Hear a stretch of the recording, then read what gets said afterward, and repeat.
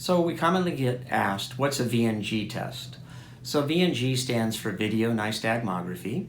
And basically we hook up infrared cameras to goggles that we put on you so that we can record like eye movements.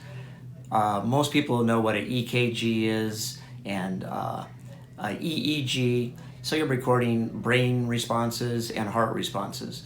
We're going to record responses from your inner ear because there are neural connections from the balance mechanism to the muscles of the eyes, so we can determine what's going on in the inner ear by recording from your vision. So basically we're going to hook up goggles, we're going to have you lie in different positions, move very quickly to see if that makes you dizzy. We'll also put you in a chair and rotate you a little bit to the left and right to see if slow, middle, and fast speeds will make you dizzy. With that, we can determine what's going on in the inner ear.